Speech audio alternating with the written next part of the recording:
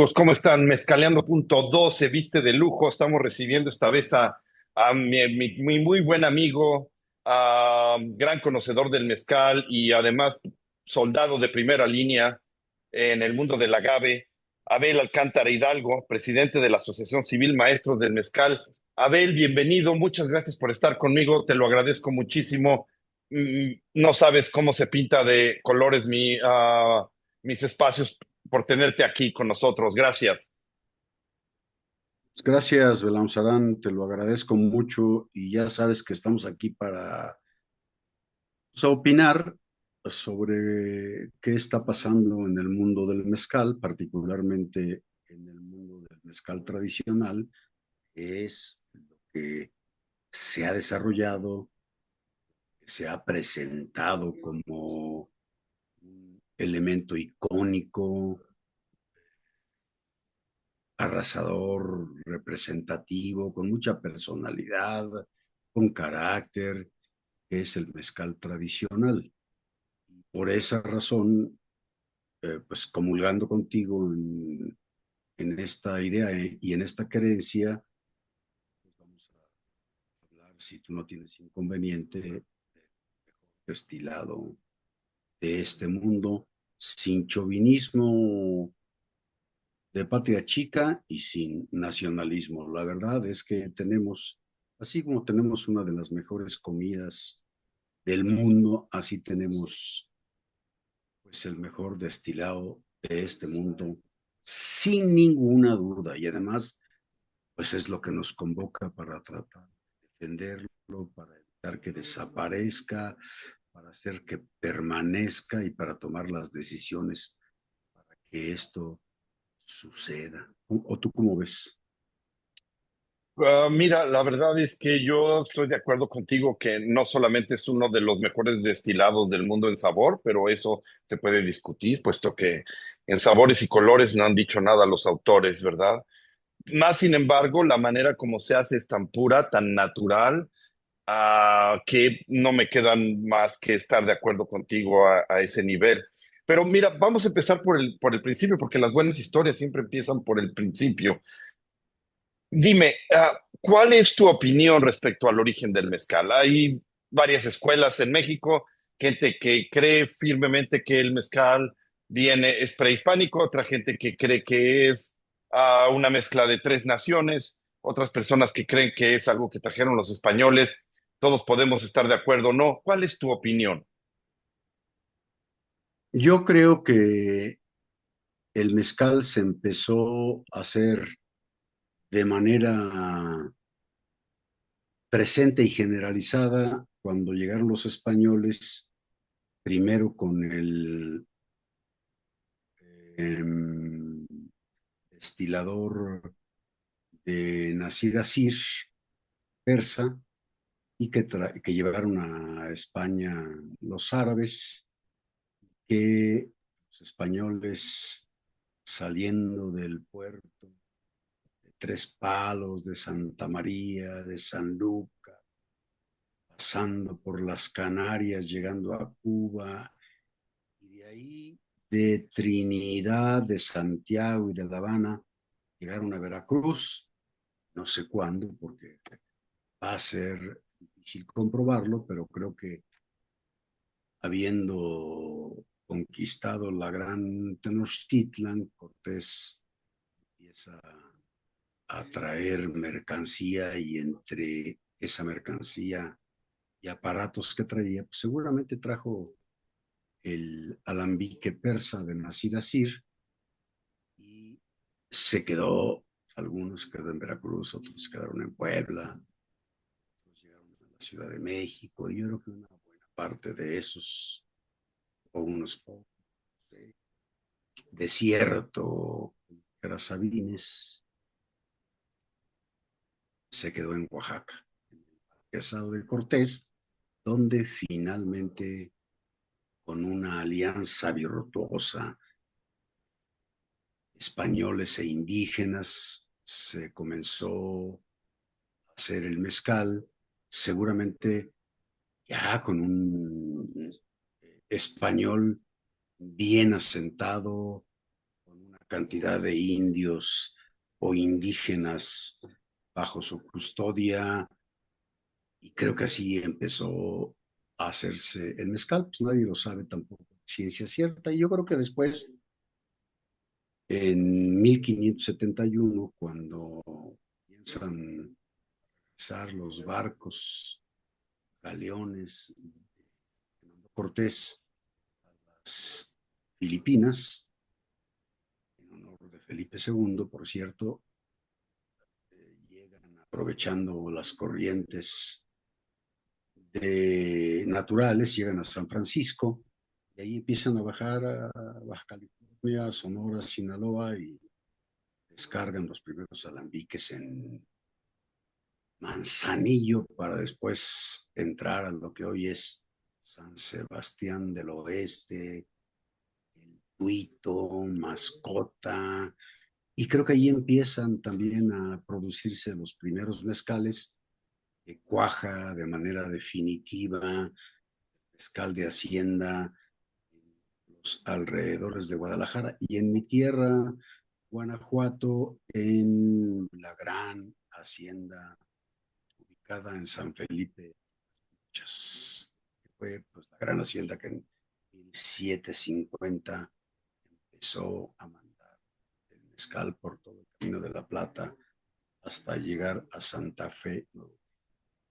Mi idea es que el mezcal es producto de un encuentro virtuoso entre españoles e indígenas, y que además, para decirlo con claridad meridiana, los españoles fueron los que administraron, produjeron, controlaron la elaboración del mezcal.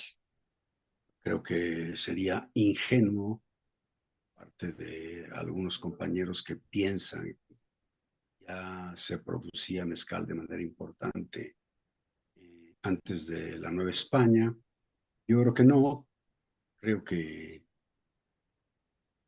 los españoles junto con los indígenas, pero bajo la égida de los españoles, se comenzó a hacer el mezcal importante y fundamental en este país. Y esas no fueron otras más que las haciendas. Las haciendas eran el centro fundamental, los comendadores y los comenderos y toda la serie de elementos que caracterizaban la hegemonía y las características en la Nueva España. Yo creo que aquí no se hacía mezcal, y si se hacía, casi casi es de brujería para ritos indígenas. Bueno, pero aún que sea un producto mestizo, eso no lo demerita. Y si los indígenas ya lo producían, tampoco lo demerita. Yo creo que finalmente lo que produjo este país de cualquier manera es uno de los mejores destilados del mundo, sin ninguna duda, ¿eh? A mí me gusta mucho la idea de que es como México, ¿verdad? Un encuentro de muchas culturas, de mucha tradición, y como México nace también el mezcal detrás de él, de muchas fuentes, tal vez la idea filipina no es tan disparatada, la idea del coco, del alcohol de coco tampoco lo es. Y todas esas cosas empezaron a traer el alcohol a los centros de producción, a las ciudades, ¿verdad? La verdad, fue un instrumento de dominación el darles alcohol al indígena. Y además, pues necesitaban toda cultura necesita el alcohol, y así se fue desarrollando y fue conquistando poco a poco cada rincón de nuestros pueblos de México, y con el tiempo se volvió sin duda nuestra bebida emblemática, y la bebida que viene de nuestros agaves, que estaban antes que nosotros en el territorio donde nacimos, en el territorio donde nuestros ancestros nacieron, en el territorio donde los españoles llegaron, en el territorio donde los indios chinos llegaron también inmigrados o traídos como esclavos, ayudantes, empleados, lo que sea, a finales de 1500 y cacho. Dime una cosa, cuando yo digo mezcal tradicional, ¿qué es el mezcal tradicional? Porque sabemos que en el pasado existía el mezcal de primera, de segunda, de tercera, había un cuarto tipo de mezcal y existía lo que ahora se puede traducir como pechuga, ¿no? No necesariamente era una pechuga, pero era un mezcal que se preparaba con hierbas y con cosas así, se le daba el sabor, en fin, eso era el mezcal en los tiempos del virreinato. ¿Qué es el mezcal tradicional hoy en día, Abel? ¿Cómo me lo describes? ¿Qué es? Fíjate que yo platicando con los maestros y las maestras del mezcal, casi de todas las regiones, me dicen que el mezcal era producto de los magueyes que habían en la región. Y cuando un maestro salía a ubicar los magueyes y quemarlos, se encontraba distintos magueyes. Por ejemplo, si iba en San Vicente Coatlán, pues iba a encontrar juntos arroqueño, mexicano, tobaciche, mexicano. Y pues ellos cortaban los que estaban maduros y los que estaban maduros ya servían para hacer el mezcal. Se los llevaban y con esos magueyes que estaban maduros, indistintamente de la familia, de la especie, hacían el mezcal. Ya después, con la presencia de la clase media y su influencia, empezó a pedir, pues hágame solamente mexicano, necesito que me haga solamente tobaciche. Es decir, la demanda también comenzó a influir en la elaboración del mezcal. ¿En, Este en es, qué siglo sitúas cuando se dejó de hacer el mezcal de cualquier agave que estuviera listo en comparación con hazme uno de espadín o hazme uno con puro tobaciche en fin, quiero uno con puro Karwinski? ¿En qué siglo tú posicionas esa demanda del público? no, pero estamos hablando de los últimos 20 años, no, no podemos irnos más atrás porque nos vamos más atrás y ya nos damos cuenta que los maestros y las maestras hacían el mezcal con lo que tenían a la mano. Y bueno, pues yo también creo que hasta que fracasaron las haciendas y empezaron a liberarse indígenas y campesinos de las regiones mezcaleras de este país, comenzaron a elaborar el mezcal. Pues tampoco puede uno decir que tiene el año, el momento, pero puede uno inferir por los conocimientos históricos. Finalmente, yo creo que el mezcal, así como lo conocemos, comienza a hacerse después de la independencia. Yo creo que más después de la independencia, así como lo conocemos, el proceso que trajeron de destilación los españoles comienza a ser apropiado por los indígenas y los campesinos de las distintas regiones y comienzan a construir sus pequeñas fábricas.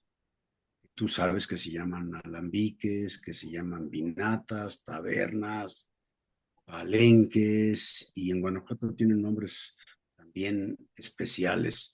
A partir de ahí yo creo que empieza la gente a apoderarse de la acción del mezcal y a partir de ahí también comienza a hacer historia el mezcal tradicional que se mantuvo durante mucho tiempo en las tripas del pueblo, entre la gente, y aguantó, yo creo que aguantó mucho tiempo, aguantó también el madrazo de el encontronazo de la industria, La sobre todo, industrialización, sí. y sí, sobre todo de la presión del tequila, y también porque a Oaxaca de manera evidente se metió el Benevá, se metió el Signum, se metieron una cantidad de industrias con mucho dinero, con mucha fuerza, importantes que pudieran haber desarraigado, desplomado la producción de mezcal en Oaxaca y en otros estados, pero no sucedió como en el caso de Jalisco. Creo que en Oaxaca y en otros estados se resistió, pues por diversas razones. Yo creo que en el caso de Oaxaca es porque, ¿cómo diría? Yo creo que está bendito por la naturaleza, bendito por Dios, 35, 40 tipos de especies y subespecies con los cuales se produce el mezcal, le da personalidad a Oaxaca, le da la personalidad a los maestros, le da personalidad a las regiones, y esto ni siquiera con la presencia del espadín se pudo Es acabar, y cierto aún lo así. que dices. Dime una cosa, ¿tú crees que el mezcal sobrevivió desde, vamos a ponernos, situarnos donde tú nos situaste en 1810? Es decir, somos independientes, empieza las primeras a vender las primeras botellas, ya no a cambiar o a canjear, digamos, es el nacimiento casi casi del tequila, pero situémonos en esa época y dime, la sobrevivencia del mezcal hasta nuestros días, es decir, hasta antes de que los amigos de los danzantes los encontraran o que la gente empezara a voltearse por un reemplazo al tequila que se volvió malo y caro, sobrevivió porque era la bebida del pobre, la bebida del pueblo, la bebida del campo. Yo creo que sobrevivió porque tenía raigambre entre la gente y pues estaba presente en la vida social, política y religiosa de los pueblos indígenas y campesinos, pero yo creo que sobrevivió por una razón fundamental, que tiene empaque, que tiene personalidad, que tiene carácter, que el mezcal, como lo dije al principio, es uno de los mejores destilados de este mundo, sin ninguna duda. Hay manera de que el Baiyu chino, el vodka ruso, que el coñac francés o el ron cubano, inclusive el whisky de una sola malta pueda competir mezcal, porque todos los destilados se comparan organolépticamente, y tú lo sabes, por aromas y sabores, y en ese sentido, no lo sé de cierto, pero la verdad es que no hay manera que se compare ningún destilado de este mundo con el mezcal. Imposible, no hay manera. Ok. Dime una cosa,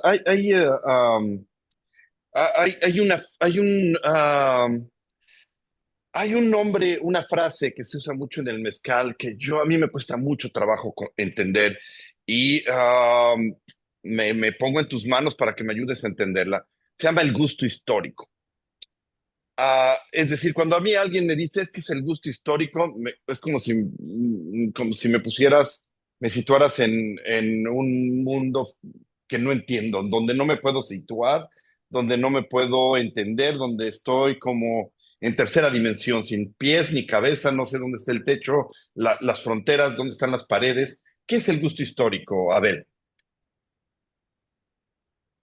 Pues es la manera en que lo hacen en cada una de las regiones y que se hereda de generación a generación, y en lo que siempre han coincidido, con excepción yo creo que de Sonora, porque en Sonora tiene algunas variantes, pero en la mayor parte de las regiones productoras de mezcal de este país, los 20 estados, las 60 regiones, tienen su manera de hacer el mezcal y lo hacen casi siempre arriba de 45. Por ejemplo, yo no conozco ningún mezcal San Vicente Coatlán que esté abajo de 48 grados.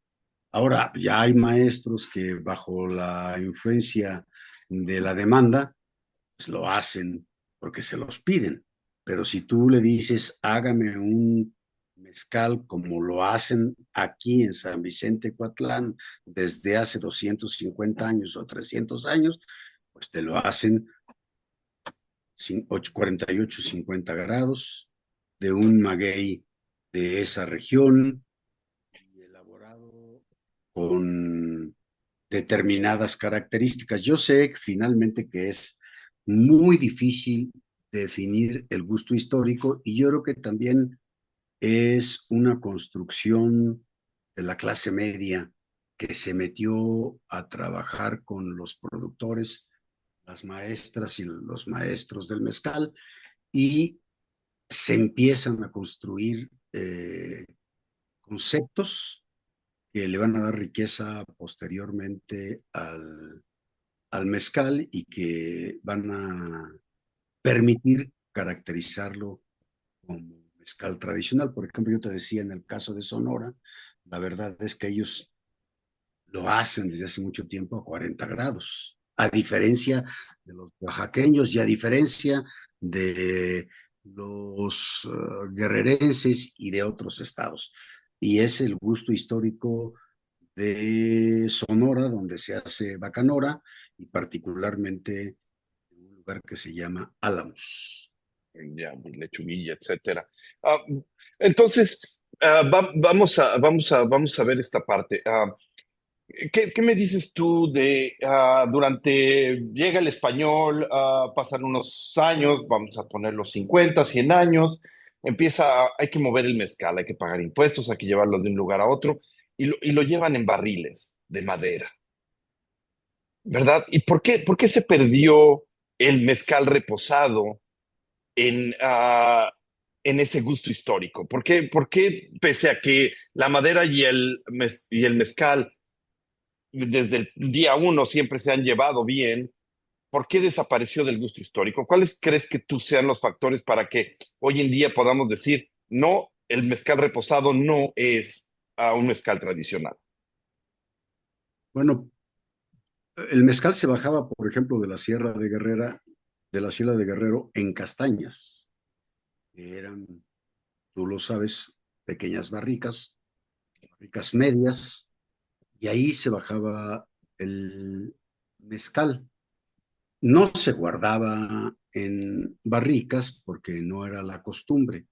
Si tú conoces la historia del mezcal de Hacienda, te vas a dar cuenta que se llevaban el mezcal por todo el Camino de la Plata hasta Santa Fe, Nuevo México, y que quienes tomaban el reposado y el añejo eran los patrones y quienes tomaban el blanco eran los mineros.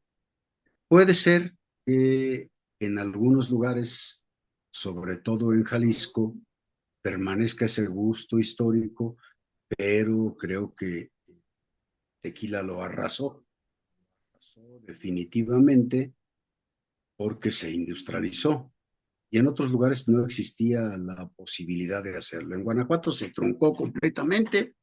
No hay manera de que podamos encontrar ya en Guanajuato ese fenómeno. Creo que el mezcal de Hacienda se acabó, ya no existe. Y mi estado, Guanajuato, San Felipe Torres Mochas, ejemplos fundamentales. Yo creo que fue Hacienda más la de Bonanza. En 1750 yo creo que era Hacienda, estaba de moda, era la más importante para producir este mezcal.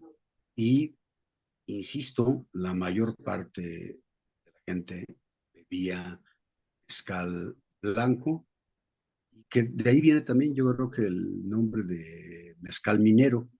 Así es de que yo sigo pensando que a mí no me desagrada tomarme un mezcal añejo, ni me desagrada tomarme un mezcal reposado, pero yo pues me gusta más tomarme un mezcal como me lo dio mi abuela en Guanajuato o como lo probé en Guerrero y en Zacatecas, donde no necesitas meterlo a barrica para poder apreciar sus Eso es, aromas y sabores. claro, la barrica le esconde el sabor, eso estamos totalmente de acuerdo, pero te voy llevando de la mano a la ley de los mezcales tradicionales. Voy a ponerte otro ejemplo más, de un mezcal que se ha perdido con el tiempo, es decir, en las haciendas muy pobres, yo lo vi en Oaxaca, donde la gente tiene su mezcalito, se lo dan, lo cambian por un par de huevos, pero siempre tienen un poco de mezcal en sus casas, en donde viven. Y cuando viene el abuelo, viene el hijo de regreso de la escuela o van a celebrar algo interesante, no toman del ordinario, no toman del mezcal blanco que tienen ahí, quieren sacar algo especial y ellos mismos le llaman gusano. Y dicen, vieja, tráete el gusano, mi amor, tráete el gusano, gorda, tráete el gusano, y la señora se va atrás y tienen ya un mezcalito donde le echaron unos gusanitos para hacerlo especial sin tener que levantar costos, ¿verdad? Estamos hablando de lugares muy pobres de la República Mexicana y no estoy hablando para nada de productores de mezcal, estoy hablando de pueblitos donde ese mezcal es su única fuente de alcohol, ¿verdad? Entonces, este mezcal de gusano existió hace mucho tiempo, claro, se prostituyó, se volvió marketing, se volvió el símbolo del mezcal industrial en los Estados Unidos. Entiendo yo muy bien que los pioneros del mezcal en Estados Unidos le dijeron a la gente, no, no es el gusano, no te vas a poner unas pedotas como las que te pusiste en la universidad cuando tomabas tus botellotas amarillas, ¿verdad? Pero lo que no sabían es que no era el gusano el que te ponía pendejo, lo que te ponía estúpido era el caramelo que le estaban agregando a ese mezcal de tan mala calidad. Entonces, el gusano también es parte integral de esa tradición del mezcal, desaparece, pero mi pregunta es, ¿el barril, el gusano, que forman parte de alguna manera del pasado de nuestro mezcal, está considerado en el proyecto de ley del mezcal tradicional que tú estás impulsando, Abel? Pues yo creo que nosotros debemos considerarlo donde exista, porque la esencia del proyecto de ley de los mezcales tradicionales de México es el respeto a las formas de elaborar el mezcal, a los usos, a las costumbres, a los métodos, al respeto de cada lugar. Y bueno, pues seguramente que no hay nadie que niegue, en primer lugar, que existió y yo creo que queda como para remedio el mezcal de Hacienda en alguna de sus versiones y yo creo que hay lugares donde todavía lo meten a barrica y creo que hay lugares donde lo dejan a 40 grados y creo que hay lugares donde es completamente blanco y que es un ejercicio mal habido meterlo a la barrica. Por eso yo creo que el proyecto de ley tiene que ser muy abierto. Sobre todo hay que ser muy humilde y tener la mente abierta para saber entender que nuestro país es muy diverso, que sus tradiciones y las formas de elaborar el mezcal también son muy diversas.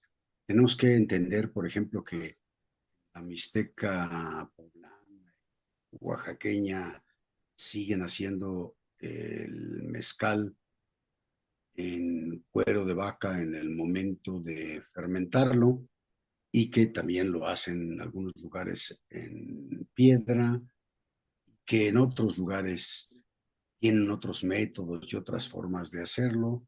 Y Divinos métodos y con unos sabores increíbles.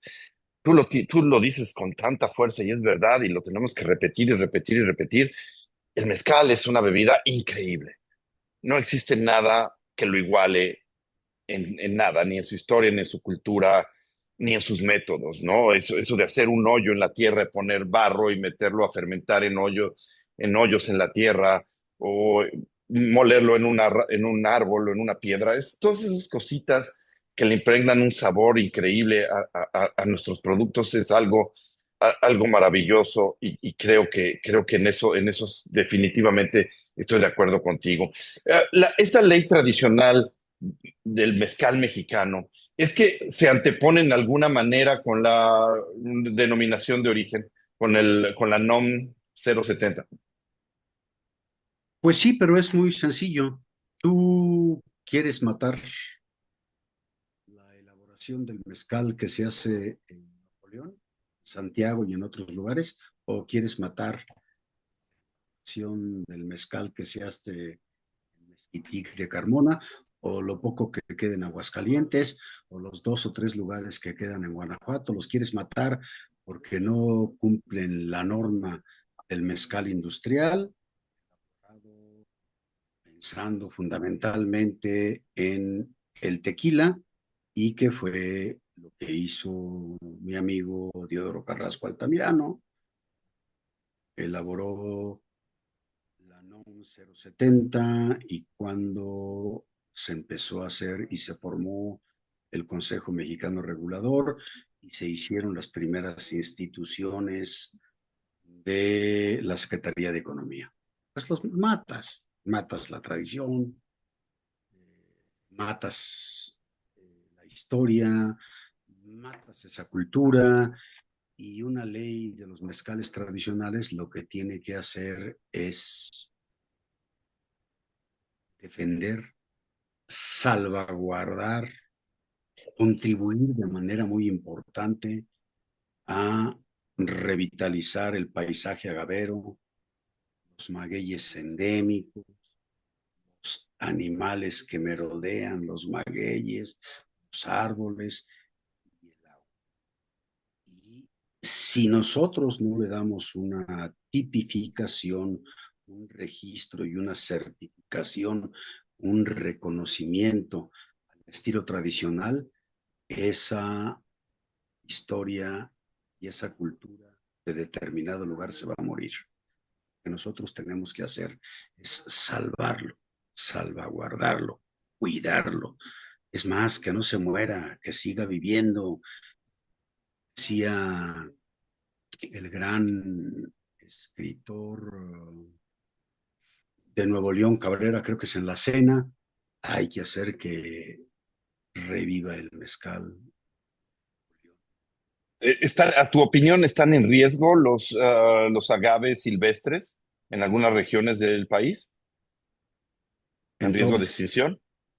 en todas las regiones se puede acabar el maguey endémico, silvestre, característico de una de las 60 regiones o de las 60 regiones que existen en el país y de las 18 regiones se produce mezcal tradicional en Oaxaca.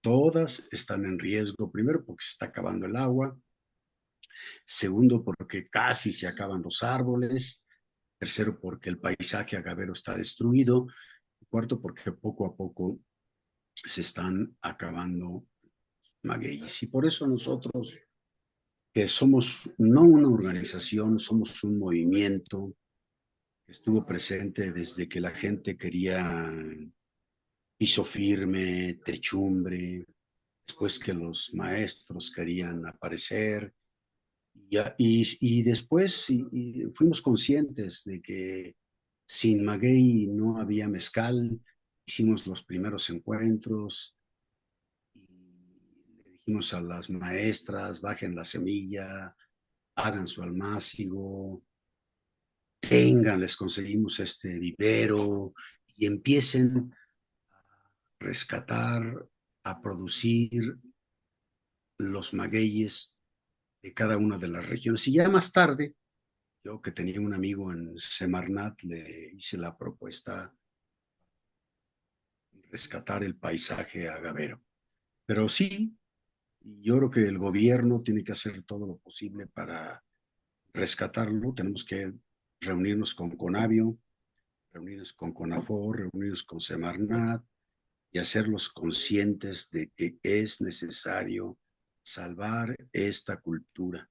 Yo sé que los maestros también producen mezcal con espadín y sé también que pues la industria produce fundamentalmente mezcal con espadín, pero lo que le da carácter, personalidad, finura y talento a este país es el mezcal tradicional.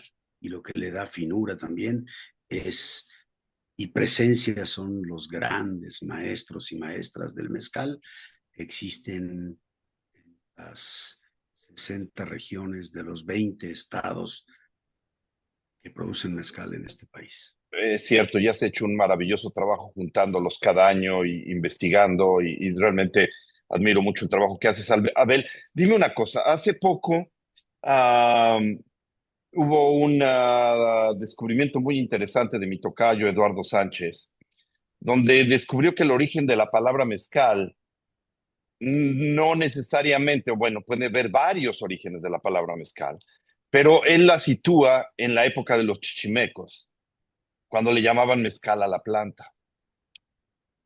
Cuando estamos hablando de la región de los chichimecos, estamos abarcando lugares que están, ya no están dentro de las fronteras geográficas de lo que es el México de hoy. El nombre mezcal, tú ahorita hiciste hincapié en llamarle maguey o agave, ¿verdad? Yo lo llamo más agave porque es la manera como se usa más en los Estados Unidos, donde sabes, tienes tu casa. Pero en México se usa más el maguey, que no es una palabra mexicana, por cierto, pero con este descubrimiento, quizás que empezamos a llamarle a los agaves a los magueyes mezcal, ¿verdad?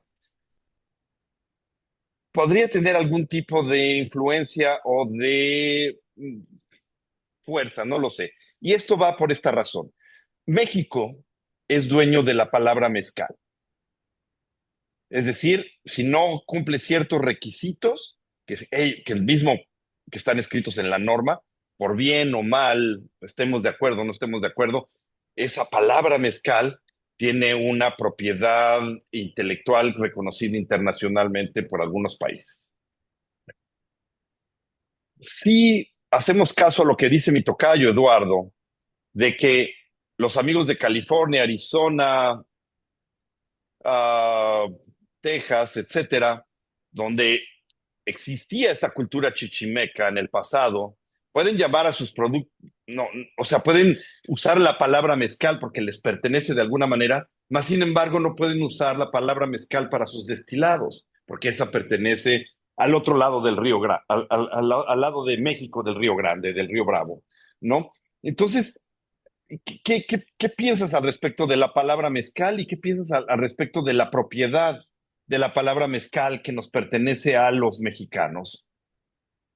Nosotros, cuando éramos niños, nos comíamos el mezcal en Guanajuato, que es esencialmente chichimeca, de Guanajuato para arriba, y pues todo el norte que es Aguascalientes, San Luis, Zacatecas y todo lo demás, pues el mundo del mezcal. Nos comíamos el quiote, disfrutábamos de una manera muy,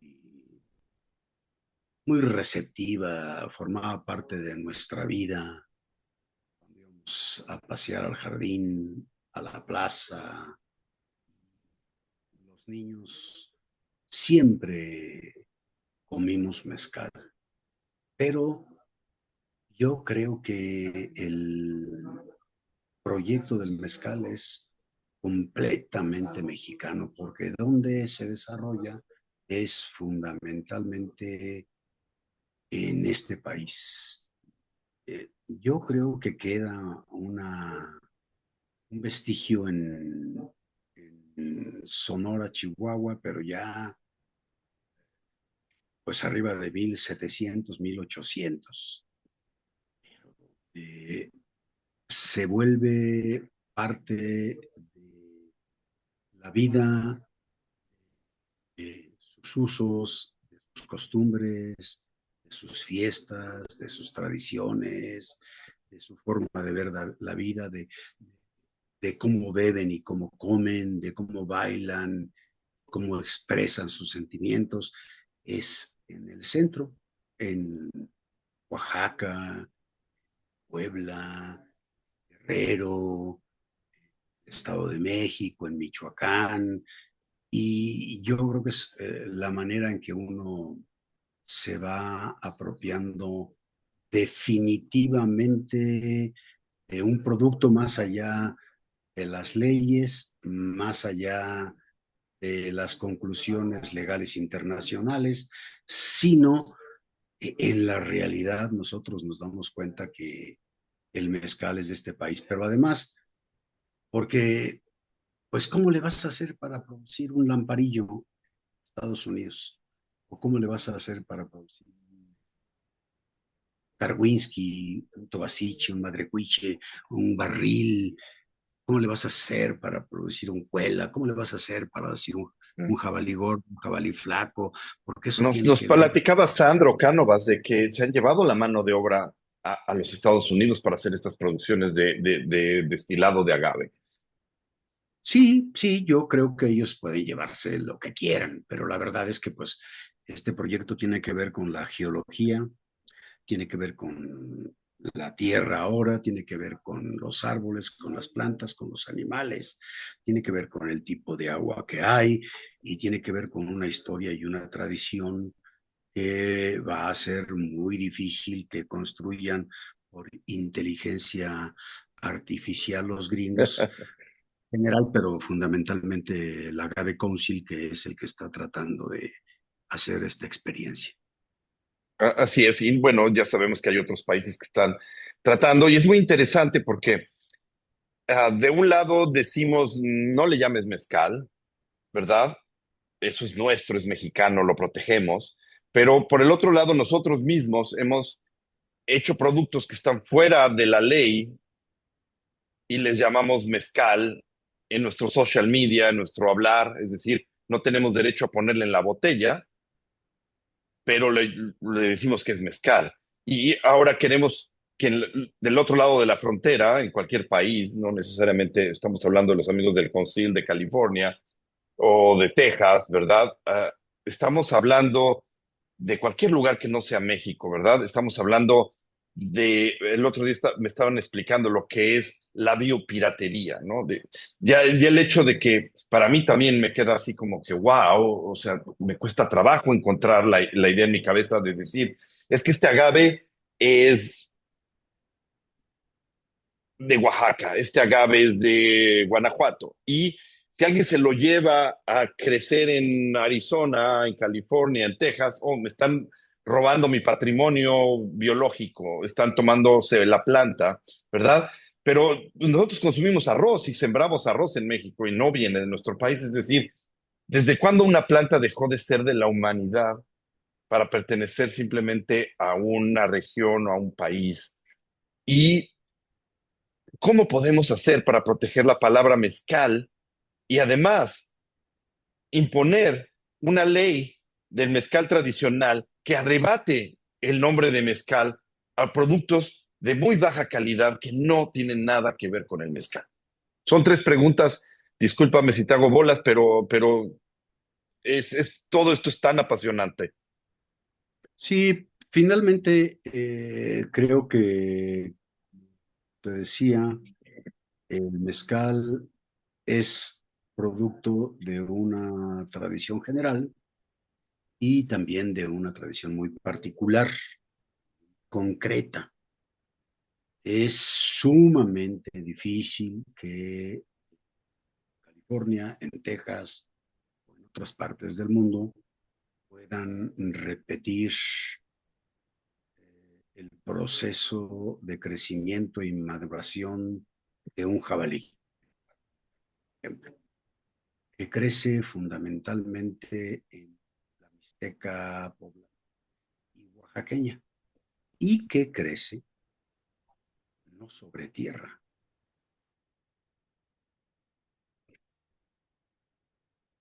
crece sobre minerales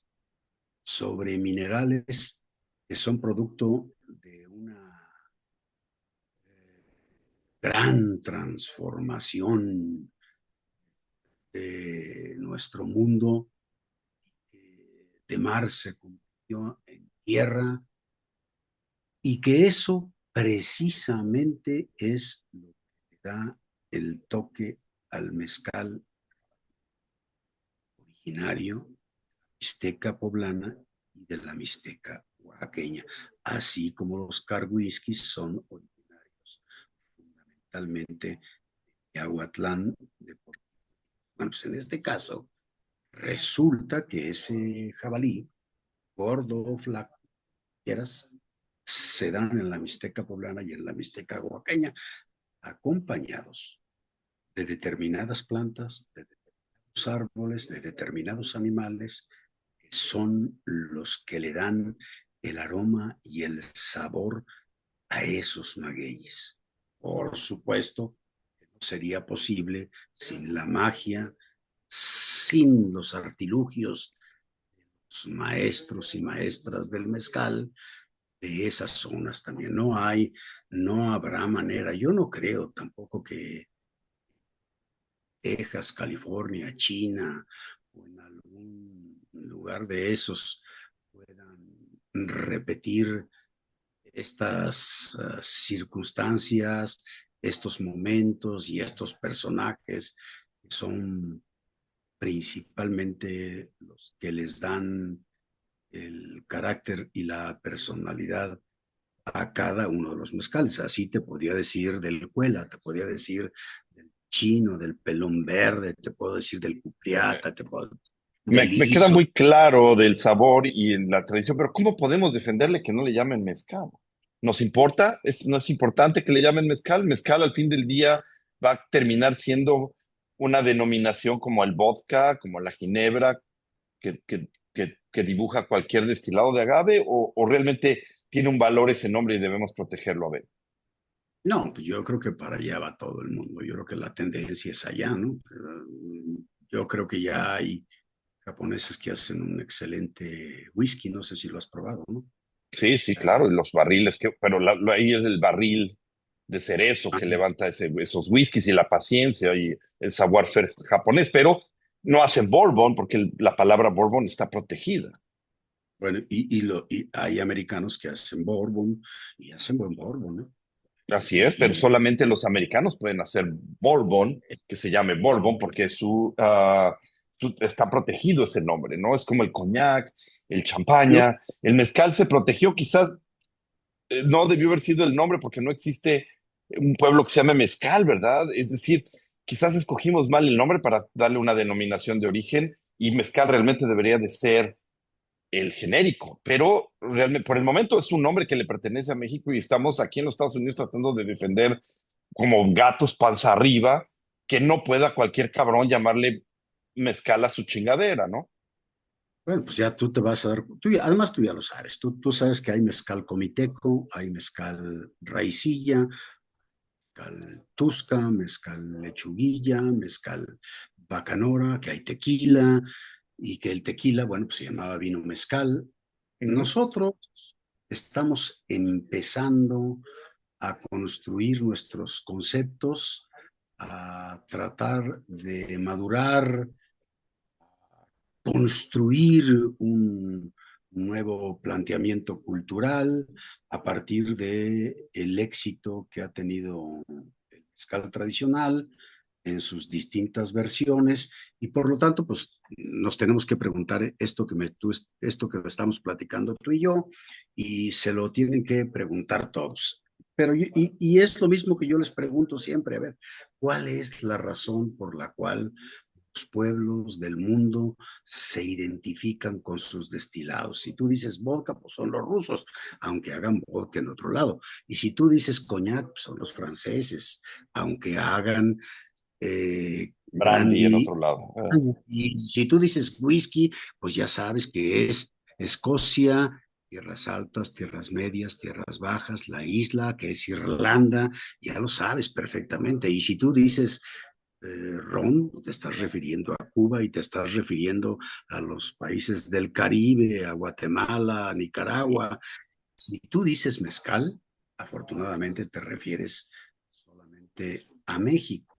No hay manera de que en Estados Unidos, en Texas o en California se haya desarrollado una tradición que se haya arraigado y que se haya convertido en un elemento definitorio la forma de ser de los gringos, lo digo no peyorativamente, sino lo digo con adecuación.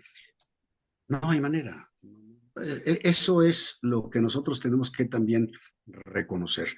Y la verdad es que pues el mundo va girando muy rápido en este aspecto y nosotros tenemos que entender que va a haber chinos, japoneses y gringos que van a tratar de hacer un destilado parecido al mezcal, nada más. Eh, vamos a entrarle a las carnitas, pues. Platícame cuáles son los puntos principales de la ley del mezcal tradicional mexicano. ¿Cuáles son los pilares? Primero que nada son los elementos que determinan los hombres y las mujeres que han hecho el mezcal durante a lo mejor 400 años. No lo sé de cierto. Creo que esa es la costumbre, la tradición y la historia que tiene que estar en la base fundamental de nuestra defensa. Es decir, algo que nos identifique, algo con lo cual nosotros nos podamos retratar como mexicanos y luego elementos principales del medio ambiente, la ecología, que tenga que ver con el reconocimiento de que cada maguey pertenece a una zona. No es posible que se puedan llevar un tobalá de Sola de Vega para hacerlo en Estados Unidos. O no es posible que se puedan llevar un tobasiche, hacerlo en Texas. Es posible que se vaya. Cada uno de estos tiene que ser reconocido. A ver, en la ley tiene que decirnos, los carwhiskis son de Miahuatlán, el liso, el cierrudo, el sierra negra, el tobalá, el conejo y el coyote son de Sola de Vega. El tobasiche, el arroqueño y el mexicano son de San Vicente Coatlán. El pelón verde, el chuparrosa, el mexicanito es de la Chontal. Es decir, nosotros tenemos que ubicar a cada uno de esos magueyes en sus zonas y tratar de que esos magueyes sean reconocidos y esos mezcales sean reconocidos como magueyes de esa zona. Fíjate qué maravilla. Nosotros no tenemos los whiskies en general y el whisky de una sola malta, whiskies blended, no, nosotros tenemos en cada regioncita distintos magueyes y por lo tanto distintos mezcales y por lo tanto distintos aromas y por lo tanto distintos sabores Y y distintos también métodos, ¿verdad? distintos métodos de Por hacerlos. supuesto, Entonces, por supuesto. Entonces podemos todo, proteger el comiteco de Chiapas, aunque se haga con levadura de azúcar, de caña, ¿verdad? Pero también podemos defender el mezcal de Michoacán o de Nuevo León, donde se le agrega pulque en la destilación. Es decir, cada lugar tiene su propio método y eso está contemplado protegerlo con esta ley, ¿verdad? ¿tú has tomado el mezcal que produce Juan Morales en Tlaxcala? No, no. De Tlaxcala incluso yo importo un destilado de pulque, pero no he probado un mezcal de Tlaxcala.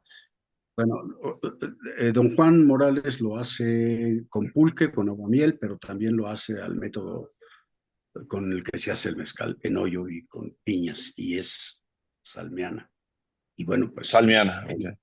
tiene que reconocer, se hace también en Hidalgo, y como tú dices, en el caso de Comiteco, pues sí, en algunos lugares y creo que la mayor parte de la gente le mete un poco de azúcar porque están escaseando. Es la tradición, es la tradición porque lo que usan es que usan el aguamiel para fermentar, no fermentan el pulque, fermentan el aguamiel. Entonces le meten directo al aguamiel, le meten los pedazos de piloncillo y los echan ahí, ¿no?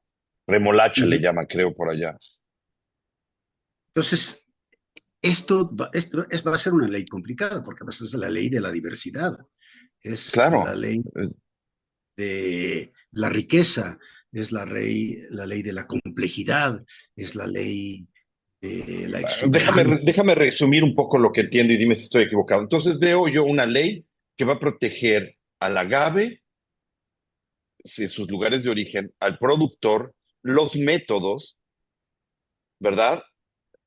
De manera que yo como pequeño productor tengo mis agaves que no se me van a extinguir, no va a venir un gran arrasador de mis tierras y se va a llevar todos mis agaves para venderlos a $3 en los Estados Unidos, ¿verdad? A mezclarlos con caña de azúcar y ahí nos vemos. Entonces, ese tipo de protección, vamos a tener la protección de la cultura, de la tradición, que yo como ah, ama de casa o como señor que trabajo, lo que sea, llego a mi casa y me quiero echar un mezcal de calidad, puedo encontrar un mezcal de calidad en el mercado. Es decir, no se me va a acabar el mezcal de calidad porque se lo llevaron todos los 400 personas que están haciendo mezcal de muy bajo nivel de calidad y están vaciando, están exterminando los agaves. Yo veo todavía, no solamente que se le mueve la patita, yo creo que se le mueve las cuatro patas y levanta la cabeza por carácter, por su personalidad, presencia, por la influencia que tiene el mezcal tradicional que ha cautivado a gente que tiene luces, la cabeza ilustrada, el buen gusto y que tiene dinero para comprarlo. Y eso es precisamente lo que llamó la atención de los gringos y eso fue lo que produjo la invasión suave de los gringos en los territorios donde se produce mezcal tradicional de este país. Y creo que eso es, ellos se quieren llevar para poder hacerlo sin depender de nosotros, porque tú sabes también perfectamente que los gringos no dan paso sin guarache y no se iban a llevar otra cosa. No se van no voy a hablar de otros destilados mexicanos, pero no se iban a llevar otros destilados. Dice, lo que se quieren llevar es el tequila, es el mezcal. Primero porque es rentable y segundo porque los ha cautivado. Que les gusta, porque lo quieren y lo quieren producir ellos sin necesidad de que estemos presentes nosotros. Y yo creo que van a poder producir el maguey, de eso no tengo absolutamente ninguna duda, y creo que después también van a empezar a producir un destilado similar al mezcal. Sí, sí, sin duda lo van a hacer. Esperemos que haya una verdadera protección. Yo sé que hay gente que se está moviendo en ese sentido de tratar de defenderlo legalmente con el INPI y ese tipo de situaciones. Pero bueno, en mi opinión, hemos construido muy mal esto, puesto que no se puede ser juez y parte. Nuestro Consejo Regulador del Mezcal no puede ser tu parte y regulador al mismo tiempo. No puedes ser productor y regularte a ti mismo. No hace ningún sentido. Y como tú lo dices, ha incapacitado lugares que quieren y han hecho mezcal o tienen capacidad de hacer mezcal porque tienen sus agaves endémicos, porque tienen a sus hombres sus padres, sus abuelos, sus tatarabuelos hacían mezcal en sus territorios y resulta que hoy en día les dices, no, puedes llamarlo mezcal y dice, pues puta madre, ¿cómo quieres que le llame, no? Si toda mi familia lo ha llamado mezcal, desde mis bisabuelos, desde mis tatarabuelos. Entonces, ¿cuál es el futuro de esta ley del mezcal? ¿Cuáles son los siguientes pasos? ¿Cómo podemos apoyarte? ¿Cómo podemos informarnos? ¿Cómo podemos realmente eh, apoyar esta gran iniciativa que tienen ustedes. Creo que es el momento de hacerlo. Platícame, Abel. Pues tú, Sánchez Jiménez, Mancilla, Emiliano Hernández, Hernandita Ávila, Georgina,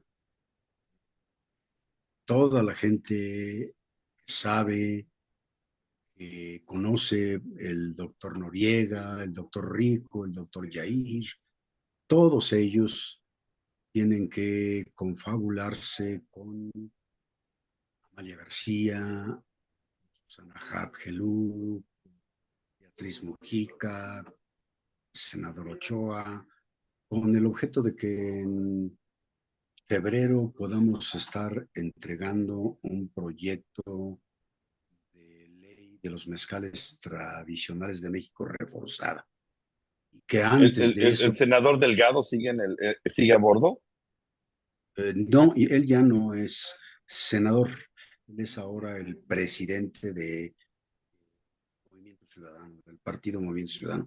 No, te hablé de la senadora Amalia García, la senadora Susana Carpelú, la senadora Beatriz Mujica, alguna otra senadora, a lo mejor invitamos a nuestra amiga Castillo, a Ochoa y a otros senadores con el objeto de que ellos encabecen la presentación del proyecto, lo pasen puntos constitucionales y después pasen Comisión de Agricultura y que podamos sacarlo adelante, Dios manda. Yo creo que no es mi proyecto de ley, que es un proyecto en el cual ha participado Ulises Torrentera, Cornelio Pérez, Lalo Ángeles, mucha gente. Lo que pasa es pues, que yo me mantengo activo y se ve, pero pues Sánchez Jiménez está activo y tiene muchas ideas sobre el proyecto.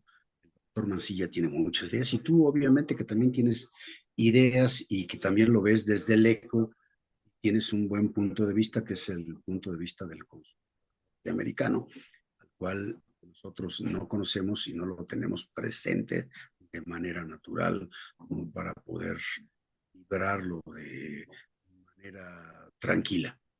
Pero bueno, Así es, así hay va a ser. algunos números que indican que en Estados Unidos se consume más mezcal que en México, ¿no? Correcto. Ah, yo pienso que estamos hablando del mezcal industrial y no del mezcal tradicional. Estamos hablando del espadín y no de los mezcales silvestres, pero sí hay números de que el americano, como buen amante del whisky y muchos de ellos son grandes aliados del mezcal tradicional. Estoy seguro que también han apoyado y pueden apoyar todos estos esfuerzos. Y pues ojalá podamos tener eventos, ojalá podamos tener botellas al acceso a la gente.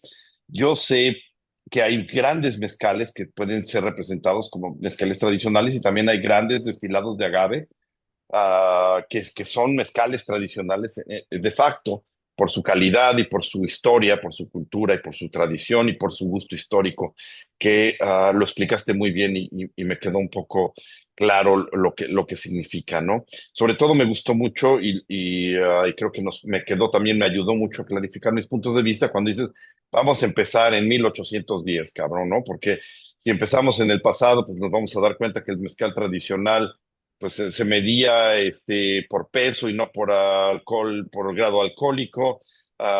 Estamos hablando de que pagaban más o menos por impuestos por mezcales de 40 grados. Estamos hablando de mezcales que los mezclaban con frutas y sobre todo con hierbas. Entonces creo que es un buen inicio, es una buena meta decir a partir de nuestra independencia como México, partamos de ahí y así no nos confundimos tanto. También coincido mucho con tu historia del mezcal, sin duda tienes toda la razón, no había curita que no viniera con su destilador, unos destiladores así chiquitos porque les gustaba el alcohol y sabían cómo destilarlo, era muy fácil, muy sencillo. Estoy de acuerdo contigo en que pues también llegó la Nao de China, el galeón de Filipinas, vino con los indios chinos y conocimiento, se implantaron en México y como hormiguitas se expandió Y yo siento que no hay nada que se parezca tanto a México como el mezcal.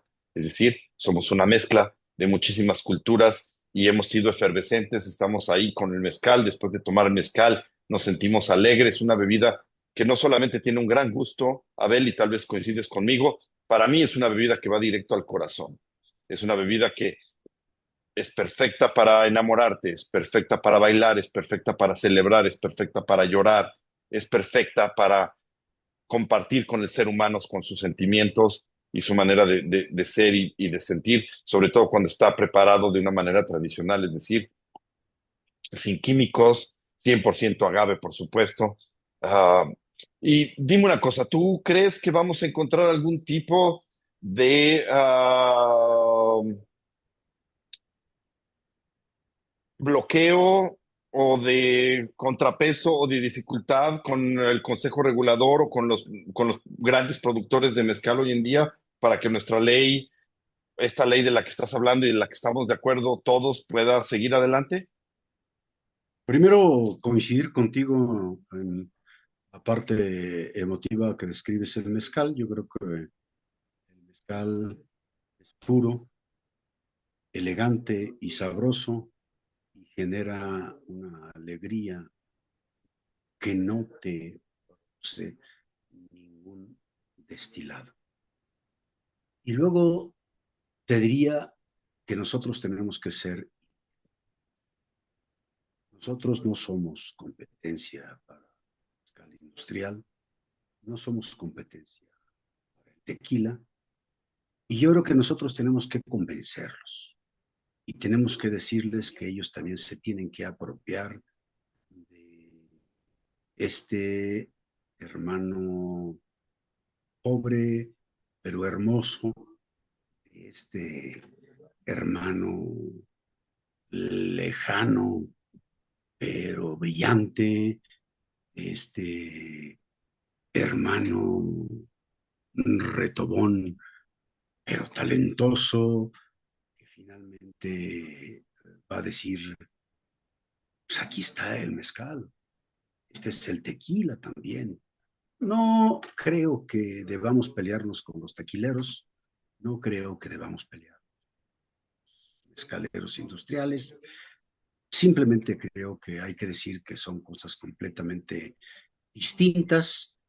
Creo que además ellos generan no tantos empleos como los que genera el mezcal tradicional, pero finalmente también genera empleos y pues también produce ingresos en dólares muy importantes para este país. A lo mejor tú no te tomas un Beneva, tú tampoco te tomas un Signum, tú tampoco te vas a tomar un 400 conejos, un otro tipos de esos mezcales que tú ya sabes y que ya conoces, y por lo tanto yo creo que nosotros tenemos que hacer la separación clara, sin pelearnos, sin hacer conflicto, diciendo este es el mezcal industrial y estas son sus características, que por cierto tú sabes perfectamente que yo creo que han de representar como el 90%, 93%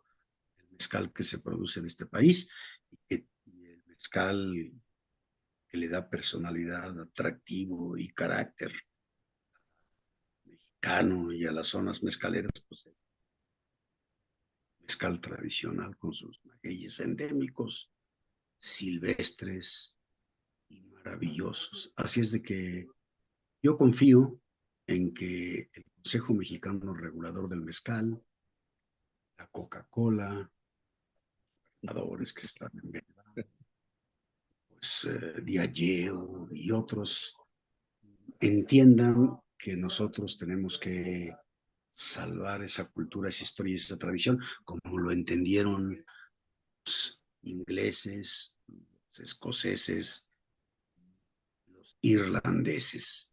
Está bien, produzcan su blended, pero recuerden que aquí hay N maestros, duques, marqueses, condes y sires, producen los mejores whiskies de una sola malta.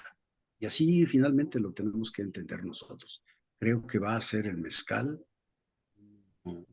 Destilados más finos, más diversos, más complejos de este mundo, reconocido, ya lo es, que vamos a hacer todo lo posible para que los grandes industriales del mezcal y del tequila así lo acepten. ¿O tú cómo ves? ¿Tú qué opinas? ¿Crees que sea Pues posible? yo creo que sí es posible, sobre todo si, como tú lo dices, no, no se ataca a los mezcales industriales que son muy poderosos, tienen mucho dinero y que al fin del día cada quien bebe el mezcal que se merece.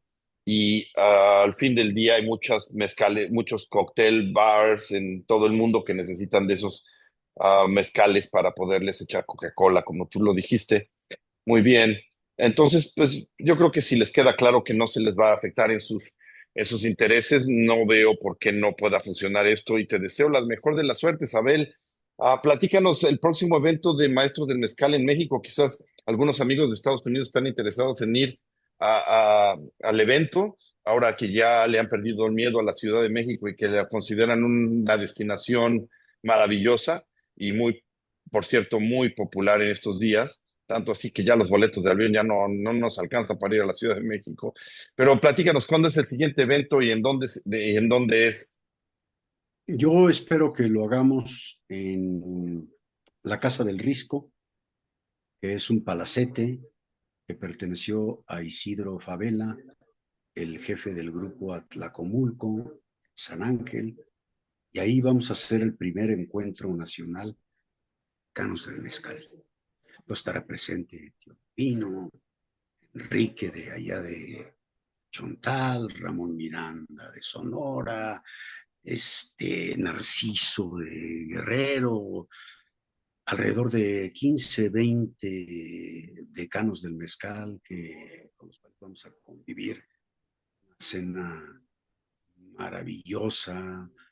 Vamos a tratar de sacar un libro, 20 decanos que asistan. Vamos a hacer una cena exquisita. ¿En qué fecha es? Estamos programándolo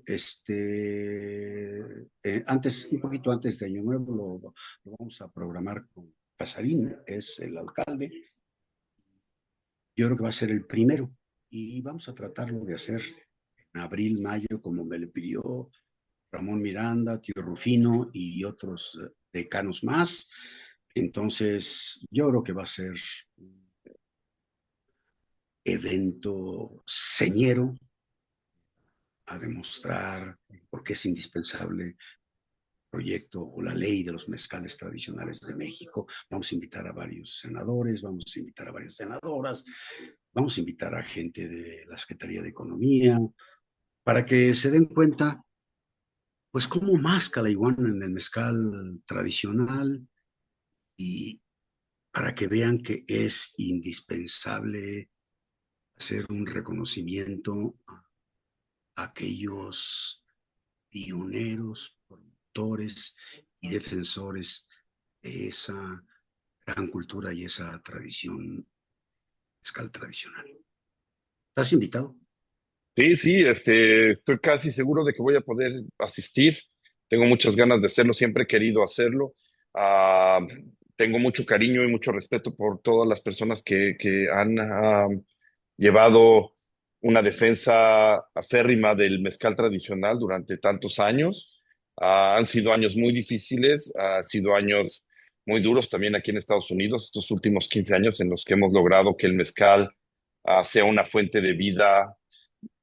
Incluso ha logrado lo que John Reiser llamó el Mexican Dream para muchos productores. Y, y bueno, estoy seguro que nos veremos por allá. Muchas felicidades por esto.